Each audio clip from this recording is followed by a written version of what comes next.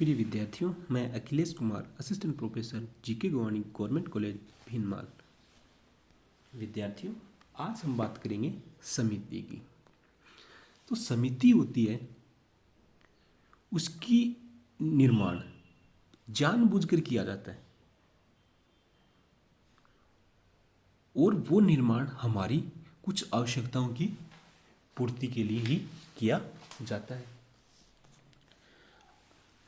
मनुष्य होता है वो एक सामाजिक प्राणी है और सामाजिक प्राणी होने के कारण उसकी आवश्यकताएं भी असीमित होती हैं, इच्छाएं भी असीमित होती हैं और वह अपने जीवन को सुचारू रूप से चलाने के लिए और अपनी इन जो इतनी असीमित इच्छाएं हैं उनकी पूर्ति करने का प्रयास करता है।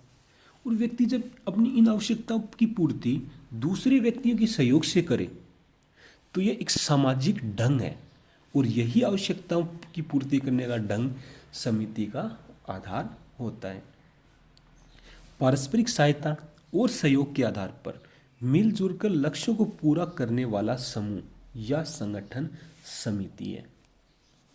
यानी कि पारस्परिक सहायता और सहयोग के आधार पर मिलजुल कर, यानी एक से अधिक व्यक्ति का होना, यानी बहुत सारे व्यक्ति जब मिलजुल कर पारस्परिक सहायता और सहयोग के आधार पर अपने लक्ष्यों की पूर्ति करते हैं तो समिति होती है। अब बात करें हम समिति की प्रमुख परिभाषाओं की, तो मैकाइवर एवं पेज कहते हैं कि सामान्य रूप से उसके सदस्यों के कुछ हित या हितों को सामूहिक रूप से प्राप्त करने के लिए बनाए गए ऐच्छिक संगठन को ही समिति कहती है। ऐच्छिक संगठन यानी अपने उद्देश्यों की या अपने लक्ष्यों की या अपने हितों की जब पूर्ति हो जाए और उन पूर्ति का माध्यम कोई ऐसा संगठन हो जो हमारी उन आवश्यकताओं की पूर्ति कर रहा है और हम उसके सदस्य बनते हैं, तो वही क्या होती है? समिति होती है।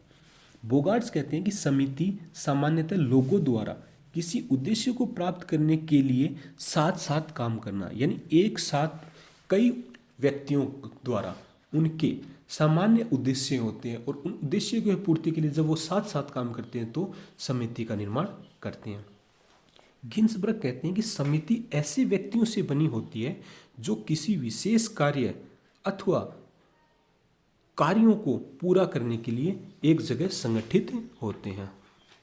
अर्थात समिति का तात्पर्य व्यक्तियों के एक ऐसे समूह से है जिसकी रचना जानबूझकर कुछ सामान्य आवश्यकताओं की पूर्ति के लिए होती है। अब हम बात करें समिति की विशेषताओं की, तो समिति की जो पहली विशेषता वह है व्यक्तियों का समूह, यानी समिति के निर्माण के लिए दो या दो से अधिक व्यक्तियों के समूह का होना बहुत ही जरूरी है। यानी दो या दो से अधिक व्यक्ति मिलकर ही समिति का निर्माण करते हैं जिसका एक संगठन होता है और संगठन होने का जो आधार है वह उद्देश्य या उद्देश्यों की समानता है। दूसरी विशेषता है मूर्तता। मूर्तता यानी जो दिखाई देता है। समिति व्यक्तियों का एक ऐसा समूह है जो लक्ष्य की प्राप्ति के लिए एकत्रित हुए हैं और इस दशा में समिति को मूर्त संगठन के रूप में वर्णित किया जाता है। इसको किसी के भी द्वारा प्रत्यक्ष रूप से देखा जा सकता है।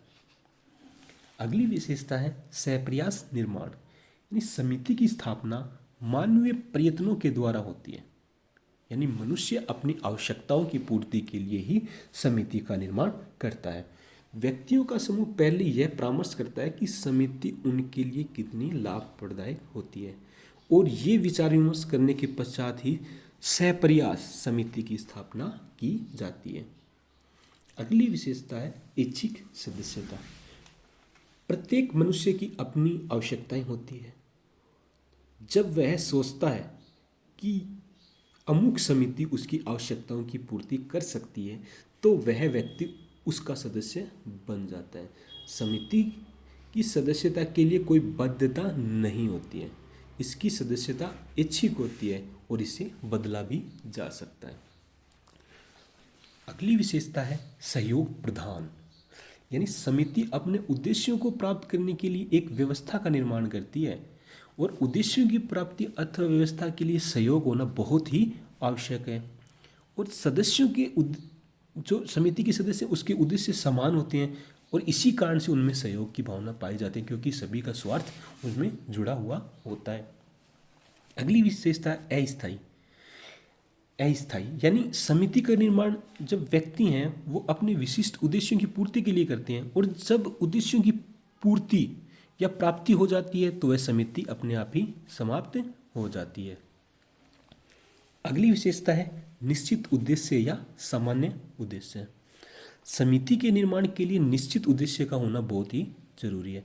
यदि निश्चित उद्देश्य नहीं होगा तो व्यक्ति अपनी आवश्यकताओं की पूर्ति के लिए तत्पर नहीं होंगे और न ही समिति का जन्म होगा।